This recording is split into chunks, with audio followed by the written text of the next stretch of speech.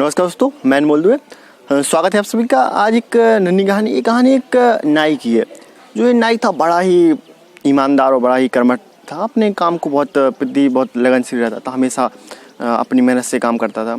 तो इस नए गांव में एक बार आया है और वहाँ पर अपनी दुकान खोली और बड़ी इसकी दुकान चलने लगी, पैसे कमाने लगा जल्दी जल्दी। मतलब कि बहुत अच्छे से ये काम करता था। लोग बहुत खुश होते थे कि इतने अच्छे से बाल काटता है, इतने अच्छे से व्यक्ति की हजामत करता है, तो व्यक्ति इससे बहुत खुश रहते थे। इसकी काम के चर्चे राजा के पास पहुँचे। राजा साहब ने सुना कि ये बहुत अच्छा नाई हमारे राज्य में आया, तो राजा ने उसे बुलाया। बोले हमारी भी हजामत बना के दिखाई। तो उसने राजा को बड़ी प्रसन्न कर दिया। राजा खुश हो गया। राजा बोले अच्छी बात है, तो तुम बहुत अच्छा काम किया तुमने। तुम अब रोज़ हमारे यहाँ आया करो और हमारी हजामत बनाया करो।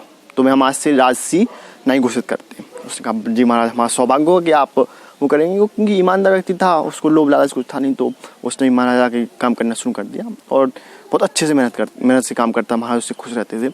उस महाराज ने उसे 1 स्वर्ण मुद्रा रोज की देना स्टार्ट कर दिया।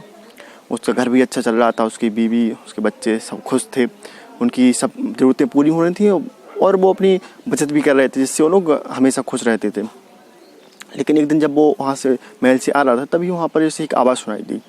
वो डर गया आवाज़ सुन के। पहले तो दूसरी आवाज़ आई कि बोले डरो मत, मैं एक हूँ और डरने की कोई बात नहीं है। मैं तुम्हारी ईमानदारी की बहुत चर्चे सुनी है, मैं तुमसे बहुत ज़्यादा खुश हूँ और मैं तुम्हें एक 7 घड़े दे रहा हूँ और जो ये घड़े होंगे तुम्हारी ज़िंदगी भर के लिए तुम्हारा इनाम है, तुम्हारी ईमानदारी का। वो बड़ा खुश हुआ। उसने घड़े ले गए, घड़े ले जाके घर पे बताया, अपनी पत्नी को बताया। बोले ऐसी बात है, देखो मुझे ईमानदारी के लिए इतने खुश होकर उन्होंने घड़े दिए। बड़े खुश हो गए वो।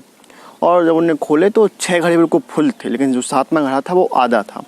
तो उन्होंने कहा कि देखो ऐसा करते हैं, इस घड़े को हम रोज़ अपनी थोड़ी थोड़ी कमाई से बचत कर करके इसको भर लेते हैं। जब ये 7वां घड़ा भी भर जाएगा तो हमें बुढ़ापे की में कोई टेंशन नहीं होगी। हमारे बच्चे हमें खिलाएं पिलाएं, हमें उससे टेंशन नहीं होगी। हम अपना खुद का इतना कर सकेंगे, हमारे पास इतना धन होगा कि हम खुद कर सकेंगे। अच्छी बात है। और राजा के यहाँ गया, उसने कंजूसी शुरू कर दी।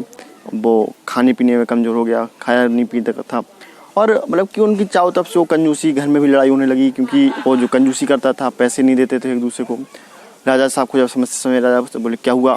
बोले कुछ नहीं महाराज, महंगाई का ज़माना है, थोड़ी कंजूस, इसी वजह से थोड़ा दिक्कत हो गई है, घर चलाना मुश्किल हो रहा है। महाराज बोले अच्छा तुम्हारी एक की जगह मैं 2 रुपये कर देता हूँ, तुम्हें 2 स्वर्ण मुद्रा मिलेगी। जी महाराज आपकी कृपा हो गई।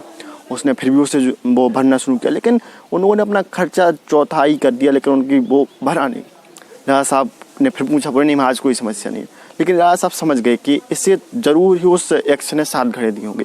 एक दिन महाराज ने उससे पूछा, बताओ क्या तुम्हें यक्ष ने 7 घड़े दिए हैं? बोले हाँ महाराज दिए हैं। बोले तो तुम जल्दी से जाओ और उन 7 घड़ों को वापस कर दो। बोले क्यों महाराज? लेकिन वो घड़े तो हमारे उसने ईमानदारी के उस पर दिए थे और मेरे भविष्य के लिए काम में आएंगे। महाराज बोले ऐसा कुछ नहीं है, ये जो 7वां घड़ा है वो लोभ का घड़ा है, लालच का घड़ा है, जो हम कभी नहीं भरता है। आप जितना उसे भरेंगे उतना ही जाना खाली होता जाता है। इसीलिए आप, तुम्हारी पहले ज़िंदगी कितनी अच्छी थी, तुम खुश थे, परिवार के साथ खुशी खुशी रह रहे थे, अच्छे खा पी के मस्त थे। लेकिन अब तुम लोभी हो गए, तुम्हारे पास ना खाने का समय है ना कुछ समय है, और तुम उसकी लोभ की, लालच की गिरफ्त में आते जा रहे हो। दोस्तों ये कहानी हमें ये सीख देती है कि हमें लोभ लालच नहीं करना चाहिए। हमारे पास जो वो कहा जाता है ना, जो प्राप्त हो ही पर्याप्त है, तो हमारे पास जितना है हमें उसमें ही संतुष्ट रहना चाहिए और मेहनत से उसको आगे बढ़ना चाहिए। हमें किसी के आशीर्वाद या किसी के उससे के भरोसे नहीं रहना चाहिए, क्योंकि जो आपकी मेहनत होती है वो सीढ़ियों की तरह होती है, जो हमेशा आपको ऊपर चढ़ाती जाती है, कभी आपको धोखा नहीं देती। और जो भाग होता है वो लिफ्ट की तरह होता है, कभी भी धोखा दे सकता है। इसलिए हमेशा मेहनत कीजिए। अंत में वही कहूँगा मैं जो हमेशा कहता हूँ, हर कदम चलो ऐसा कि निशान बन जाए, हर काम करो ऐसा कि पहचान बन जाए, और ज़िंदगी तो हर कोई काट लेता है मेरे दोस्त, ज़िंदगी जो ऐसे कि मिसाल बन जाए।